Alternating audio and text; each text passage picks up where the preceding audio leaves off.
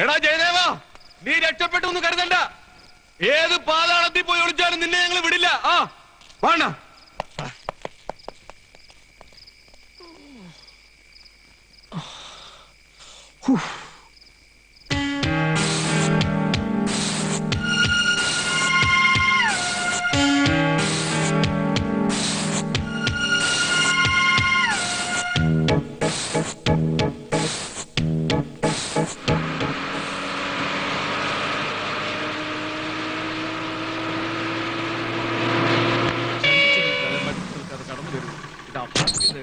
മാടി മാടി വിളിക്കുകയാണ്. നിങ്ങൾ കൊണ്ട് സ്ഥലമെത്തി. മോഹങ്ങളുടെ സാക്ഷാത്കാരത്തിനും അഭിലാഷങ്ങളുടെ പൂർത്തീകരണത്തിനുമായി നിങ്ങളെ മാറ്റുമെന്ന് വാഗ്ദാനം ചെയ്തുകൊണ്ട് ഇതാ ഭാഗ്യദേവത വെബ്ബർ സമ്മാനങ്ങളുമായി നിങ്ങളുടെ പടിവാതിലിൽ മുട്ടി വിളിക്കുന്നു. ഇതാ ഈ ഒരൊറ്റ രാത്രി കൊണ്ട് നിങ്ങളെ ലക്ഷപ്രഭുവാക്കി മാറ്റാമെന്ന് വാഗ്ദാനം ചെയ്തുകൊണ്ട്. ഒറ്റ രാത്രി കൊണ്ട് ഒരു ലക്ഷപ്രഭു. എന്താ സാറേ? ഒന്നുമില്ല, ഒന്ന് കൊളപ്പള്ളി റോഡ് വരെ പോണം. കൊലപ്പള്ളിയോ? കൊലപ്പള്ളി അല്ല, കൊളപ്പള്ളി. ആ, അവിടെ എവിടെയാ? ബ്രഹ്മചാരി നിവാസ്. എന്ത്? ബ്രഹ്മചാരി നിവാസ്.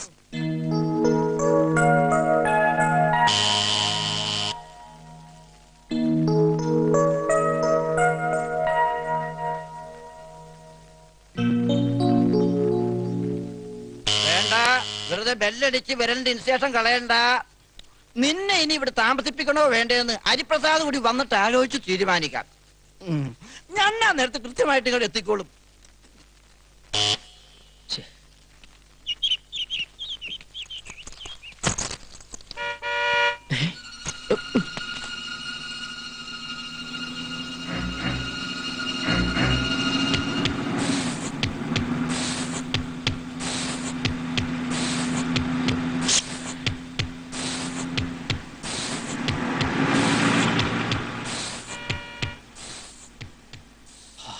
ഒരു പ്രേമദാസൻ, ബാക്കിയുള്ളവന്റെ കൂടി മാനം കളയാൻ നടക്കുന്ന അലവലാതി. എന്റെ അമ്മോ,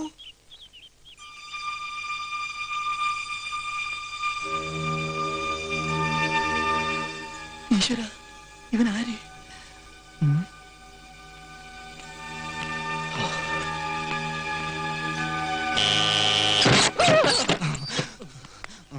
ആരാ? പ്രേമദാസ് അല്ലേ? അല്ല, ഞാൻ ബാഹുലയൻ. ഓ, ബാഹുലേനാ? എന്താ പേര് മാറ്റണോ? ഇവിടുത്തെ ബ്രഹ്മചാരിമാരിൽ 3. അതെ.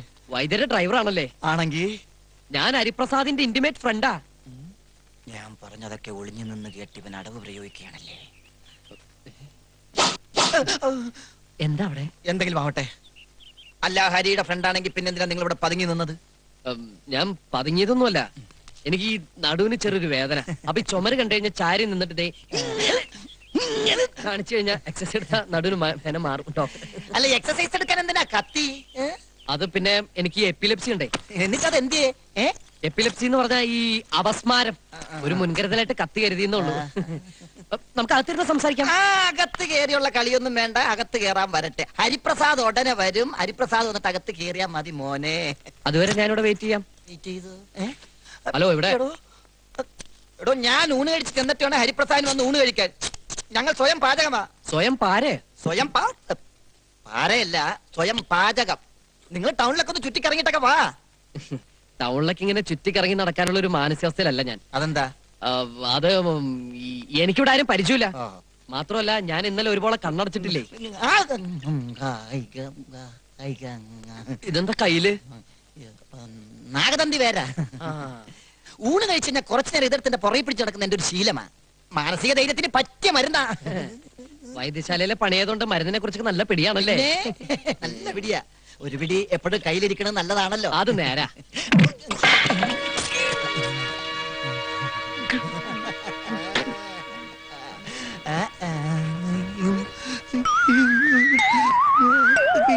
ഞാനല്ല അടിച്ചത്, നാഗതന്തി വേരാ. ഇവിടെ പതി.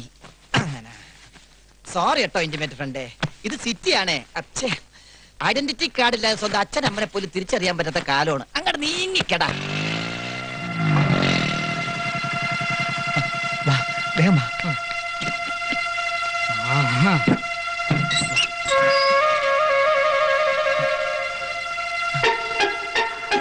നീ വിളിക്ക്. ആളതല്ലെങ്കിൽ ഈ നാഗതന്തി ഒന്നുകൂടി പ്രയോഗിക്കാം. ഡാ, ഡാ, കള്ള, ഡാ, ഡാ. എടാ, ഹരി, ഹരി, ഞാനാ ജയദേവൻ. നീയായിരുന്നു. നീ ആളെ പേടിപ്പിച്ചു കളഞ്ഞല്ലോ. ഇവൻ വന്ന് പറഞ്ഞപ്പോ എനിക്ക് ഒരൊത്തും പിടിയും കിട്ടിയില്ല. വരാന്തേലും വന്ന് പതുങ്ങിന്നോ കാര്യം ചോദിച്ചപ്പോ കടാരെ നീട്ടിന്നൊക്കെ പറഞ്ഞപ്പോ സോറി ഇന്റിമേറ്റ് ഫ്രണ്ട്, ഞാൻ ആളറിയാതെ സാരമില്ല സാരമില്ല. ഇത്രയും കൊണ്ട് അവസാനിച്ചു തന്നെ കാരണവന്മാരുടെ ഗുരുത്തം കൊണ്ടാ. അതെ. നീ എന്താ ഒരു മുന്നറിയിപ്പില്ലാതെ? ഒക്കെ ഞാൻ പറയാം. ഇത്തിരി വെള്ളം തരൂ. ഓ. നീ വല്ലാതെ വിറക്കുന്നുണ്ടല്ലോ. ഇന്നലെ രാത്രി മുതലുള്ള ഓട്ടോ ജലപാനം ചെയ്തിട്ടില്ല. നീ ഒരു പണിയേ, ഇവിടെ എന്റെ ചോറിരിപ്പുണ്ട്, അത് കഴിച്ച് റെസ്റ്റ് എടുക്ക്. നമുക്ക് വൈകുന്നേരം കാണാം. വൈദ്യുതി എപ്പോഴാ ബ്രാഞ്ചിൽ വരുന്നതെന്ന് അറിയില്ല. വരുമ്പോ കണ്ടില്ലേ പ്രശ്നമാ. ഞാൻ ചോറെടുത്ത് നോക്കട്ടെ.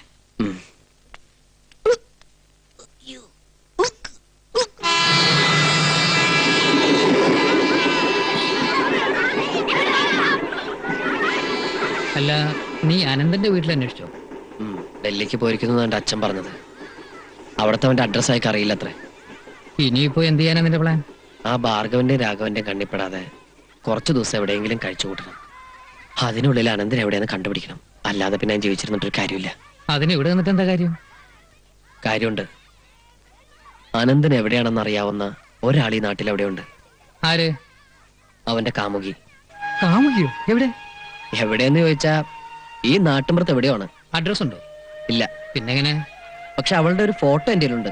ഫോട്ടോ കയ്യിലായിട്ട് എന്താ കാര്യം? വീട് തോറും ഫോട്ടോയും കൊണ്ട് കയറി ഇറങ്ങാൻ പറ്റുമോ? അതും ഇപ്പോഴത്തെ അവസ്ഥയിൽ. ആ പ്രേമദാസൻ എങ്ങാനും സ്ഥലത്തുണ്ടായിരുന്നെങ്കിൽ അവനെ കൊണ്ട് തപ്പിച്ചു നോക്കായിരുന്നു. അയാൾ അവിടെ പോയി. വൈദ്യശാലയിൽ നിന്ന് കാശ് വെട്ടിച്ചതിന് വൈദ്യുതി ഡിസ്മിസ് ചെയ്തിരിക്കുക. ഇവിടുന്ന് പോയിട്ട് കുറച്ച് ദിവസമായി. ആ, ഏതായാലും അവളുടെ ഫോട്ടോ നിന്റെ കയ്യിലുണ്ടല്ലോ. നമുക്കൊന്ന് ശ്രമിച്ചു നോക്കാം. വാ. ഇത് അനന്തന്റെ കാമുകിയോ? അതെ, ആതിര. അതാണ് അവളുടെ പേര്. എടാ, ഇത് നീലകണ്ഠം വൈദ്യരുടെ പേരക്കിടാവാ. അയ്യോ, ഗൾഫിലുള്ള മുറച്ചിറക്കം ബാലഗോപാലുമായി കല്യാണം വരെ നിശ്ചയിച്ചിരിക്കുക. ഈ വെക്കേഷനെ കല്യാണം നടത്തുന്നു പറഞ്ഞിരിക്കുന്ന വൈദ്യര്. നിനക്ക് ആള് മാറിപ്പോയതാ. എനിക്കൊരാൾ മാറിയിട്ടില്ല. ഈ കുട്ടി അനന്തന്റെ കാമുകി തന്നെയാ. ഇവര് തമ്മിൽ കത്തുകൾ അയക്കാറുണ്ട്, ഫോണിൽ സംസാരിക്കാറുമുണ്ട്. അനന്തൻ എവിടെയായിരുന്നാലും ഇവളുമായിട്ട് ബന്ധപ്പെടുമെന്നുള്ള കാര്യം ഉറപ്പാ. എന്റെ ഉത്രാളിക്കാവിൽ അമ്മേ, ഞാൻ എന്താ ഈ കേൾക്കണത്? ആ വൈദ്യരങ്ങാൻ ഇത് അറിഞ്ഞ ആ പെങ്കൊച്ചിനെ കൊത്തു നുറുക്കി കഷായത്തിലിടുമല്ലോ ഭഗവാന്. കള്ളത്തരം പറയുന്നോടാ നിഷേധി.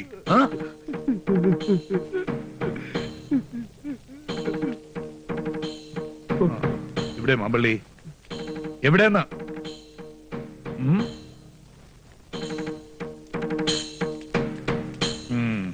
അത് ശരി.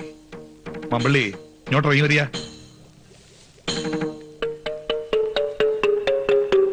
ഇങ്ങോട്ട് ഇറങ്ങി വരാൻ.